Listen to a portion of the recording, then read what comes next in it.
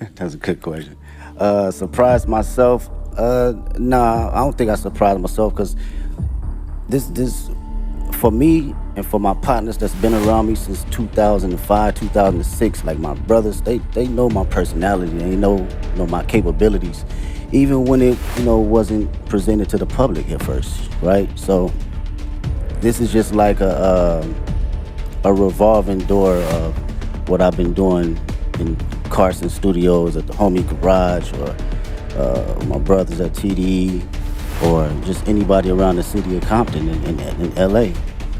It's just magnified to the level where I've progressed it and did enough hours to know, okay, I know where to place it now. I know how to make it connect with people.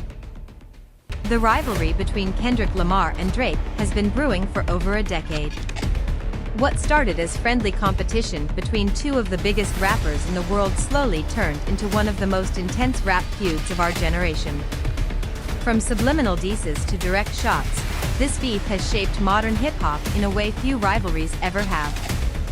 Each diss, each response, and each public moment has built the narrative of this legendary feud, cementing both artists as icons on opposite ends of the rap spectrum. This is the full breakdown of how it all began, how it escalated, and where it stands today. 2011, the beginning of friendly competition? Kendrick Lamar and Drake's relationship started on good terms.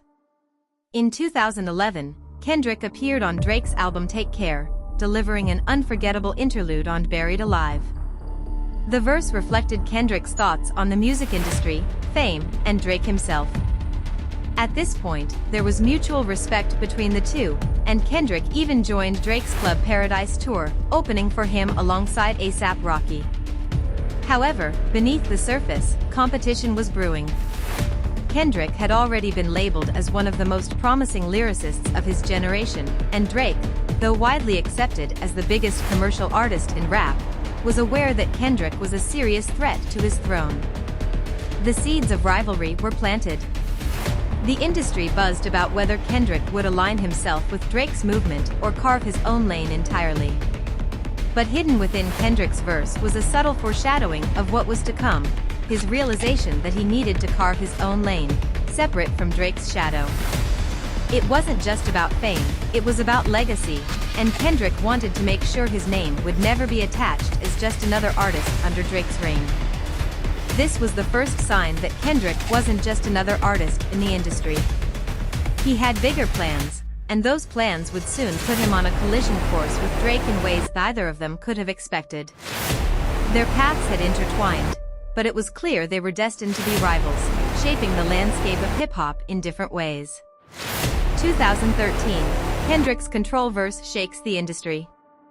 Everything changed in August 2013 when Kendrick Lamar dropped one of the most infamous verses in rap history. On Big Sean's track Control, Kendrick called out nearly every top rapper in the game, including Drake. "I got love for you all, but I'm trying to murder you." Kendrick named Drake directly, along with J. Cole, Big Sean, and other rap heavyweights. It was a declaration that he wasn't here to be friends, he was here to be the best.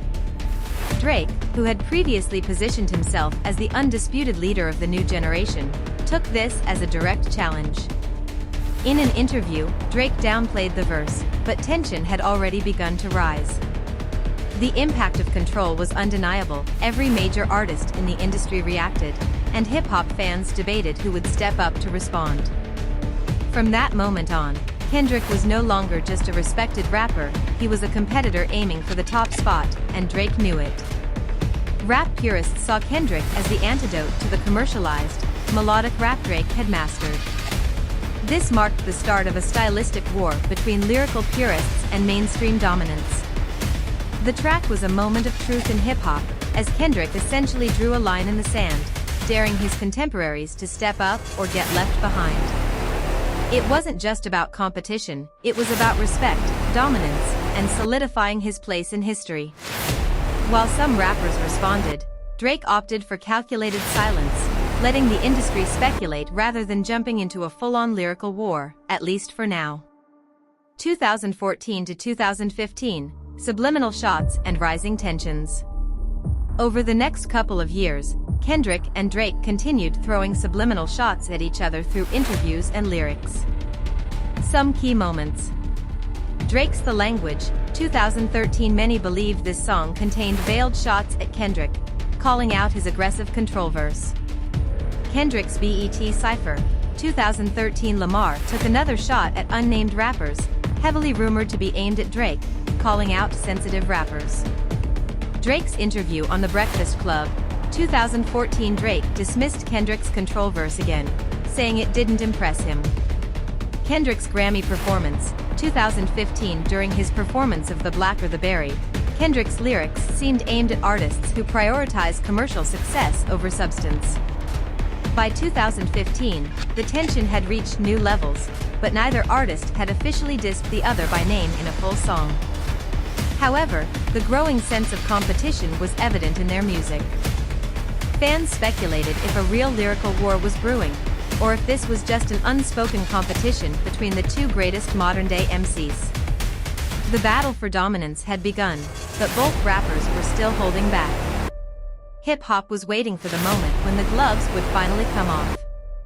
2025, the Super Bowl statement and the ultimate diss. Then came Super Bowl 59, 2025. Kendrick Lamar's halftime show was filled with hidden shots at Drake. Serena Williams' Crip Walk was seen as an indirect jab at Drake, since he was once romantically linked to her. The altered lyrics in Not Like Us now seem to include more subliminals aimed directly at Drake and the industry. Kendrick's final words, "The revolution is now," felt like a declaration that hip-hop was shifting away from Drake's influence. Shortly after, Drake responded with a new diss track, leading to an all-out lyrical war that fans had been waiting for over a decade. At this point, the feud was no longer just about music, it had become a full-scale battle for influence and credibility in the rap world. Each move was calculated, each line dissected, and the fans were left on the edge of their seats waiting to see who would strike next. The anticipation and tension had never been higher, and hip-hop history was unfolding in real time. Where do they stand now? As of now, Kendrick Lamar and Drake are officially rivals, with each trying to outdo the other lyrically and commercially. The rivalry has reached an unprecedented level, redefining modern rap competition. Both artists stand at the peak of their careers, yet the question remains, who will truly own the throne? The rap world is watching, and hip-hop history is unfolding in real time. Each new song, each new performance, and each new interview could shift the balance in this ever-evolving battle. Whether this rivalry will end with one definitive victor or continue fueling the culture remains to be seen. Fire, what do you think? Is Kendrick taking the throne, or will Drake fire back? Drop your thoughts below.